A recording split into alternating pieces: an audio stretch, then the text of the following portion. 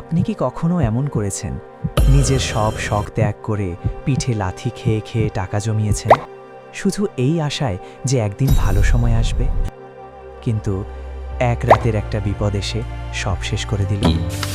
তখন কি নিজেকে খুব অসহায় লাগে না? আজকের গল্পটা এমনই একজন মানুষের, আনিস ভাই। ভিডিওটা ভালো লাগলে এখনই লাইক করুন, চ্যানেলটি সাবস্ক্রাইব করুন এবং শেয়ার করে সবাইকে জানিয়ে দিন। আনিস ভাই একটা মফস্বল শহরের পোস্ট অফিসে পিয়ন হিসেবে কাজ করেন। ঘরে আছে তার স্ত্রী সালু আর একমাত্র ছেলে শুভ। মধ্যবিত্ত জীবনের সেই চেনা লড়াই, মাসের শেষে টাকার টান, বাজারের বাকি, স্কুলের ফি, আর তার সাথে লোডশেডিংয়ের যন্ত্রণা। কারেন্ট এলেই ঘর ডুবে যায় অন্ধকারে, ছেলে পড়তে পারে না, ফ্রিজের খাবার নষ্ট হয়, আর মোমবাতির খরচও যেন বাড়তি বোঝা। একদিন রাতে খেতে বসে শুভ বলল, বাবা, এই অন্ধকারে আমি কিভাবে পড়ব? এই ছোট্ট কথাটা আনিস ভাইয়ের বুকের ভেতরটা কাঁপিয়ে দিল। সেই রাতেই তিনি সিদ্ধান্ত নিলেন, যেভাবেই হোক একটা জেনারেটর কিনবেন। পরদিন তিনি একটা খাম নিলেন, তার ওপর বড় করে লিখলেন জেনারেটর।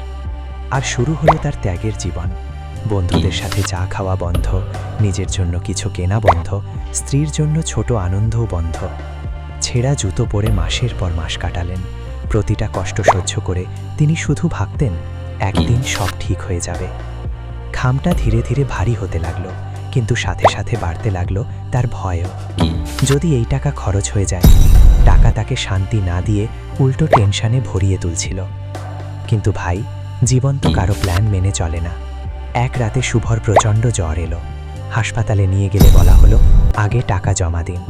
কাপা হাতে আনিস ভাই বাড়ি ফিরে তার সেই স্বপ্নের খামটা বের করলেন।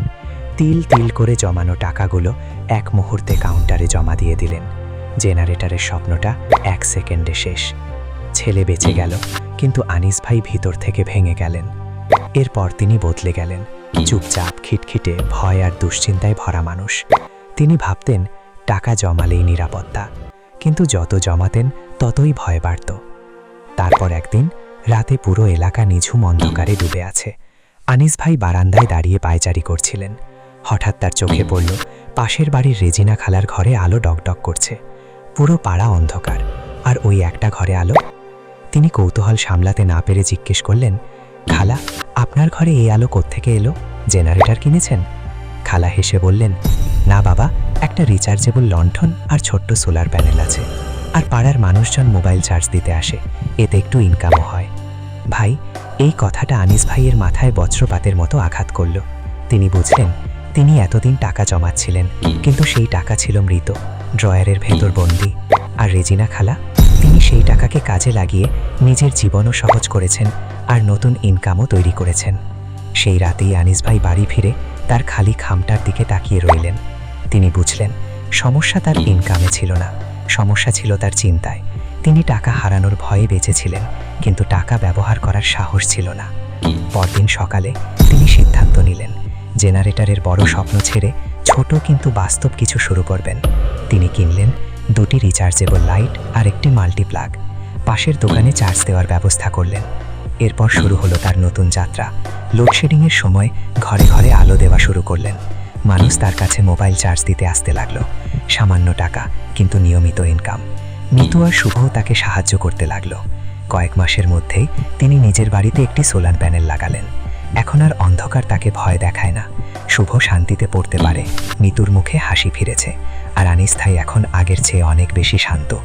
কারণ তিনি বুঝে গেছেন, টাকা জমিয়ে রাখলে আপনি টাকার গোলাম হয়ে যান, কিন্তু টাকা যদি কাজে লাগান, তাহলে সেই টাকাই আপনার জন্য কাজ করবে। আজকের শিক্ষা, শুধু সেভিংস না, স্মার্ট ব্যবহারই আসল। আজ একবার নিজের খামটা খুলে দেখুন, আপনার টাকা কি শুধু জমে আছে, নাকি আপনার জন্য কাজ করছে? এই গল্পটা যদি আপনার মনে একটু হলেও লাগে, তাহলে এখনই চ্যানেলটা সাবস্ক্রাইব করে নিন।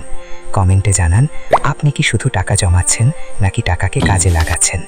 দেখা হবে পরের ভিডিওতে। ভালো থাকবেন, সাবধানে থাকবেন।